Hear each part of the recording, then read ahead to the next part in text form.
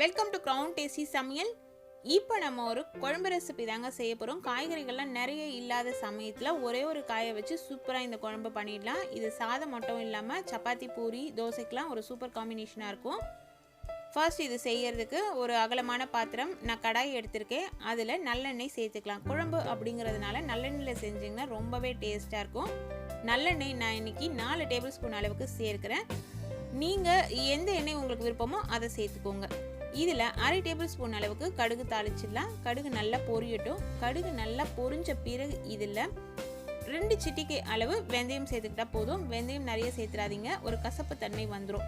வெந்தயம் சேர்த்த பிறகு ஒரு பெரிய சைஸ் பூண்டு உரிச்சிட்டு அந்த பூண்டு பற்கள் எல்லாத்தையுமே இதில் சேர்த்துக்கலாம். 2 இனுக்கு கருவேப்பிலையை உருவி இதில் சேர்த்துக்கோங்க.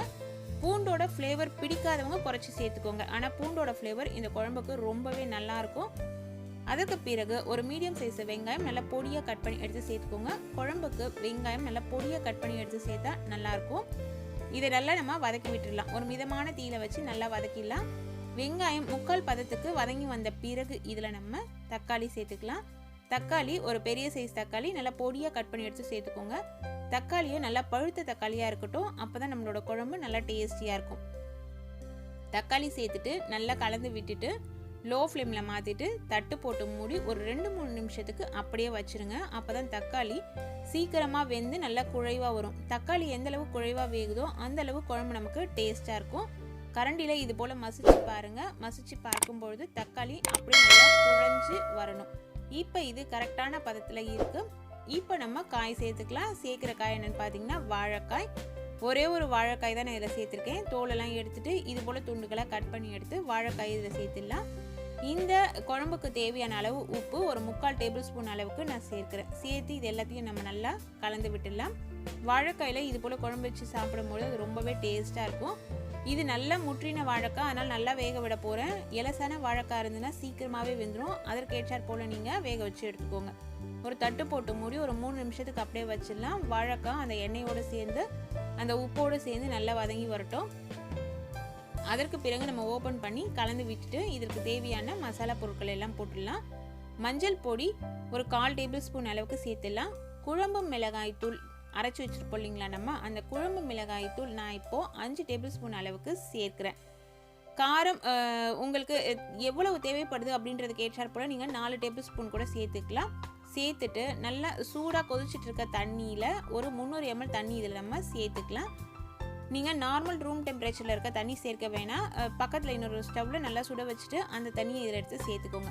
குழம்பு மிளகாய் தூள் அரைச்சி வைக்கிற பழக்கம் இல்லை அப்படின்னு இருக்கிறவங்க 2 டேபிள் ஸ்பூன் அளவு தனி மிளகாய் தூளும் 3 டேபிள் ஸ்பூன் அளவு தனியா தூளும் நீங்கள் சேர்த்துக்கோங்க.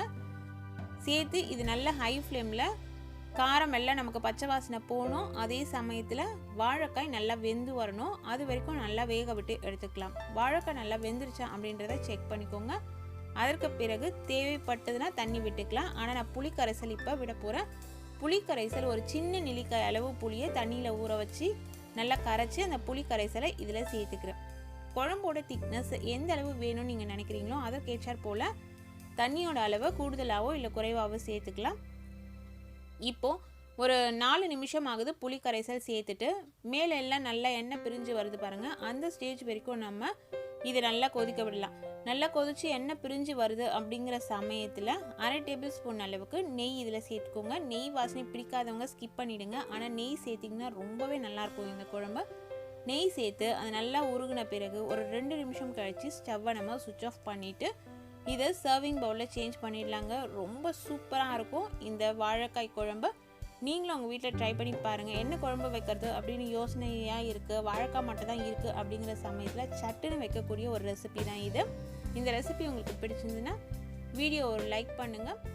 Thank you friends.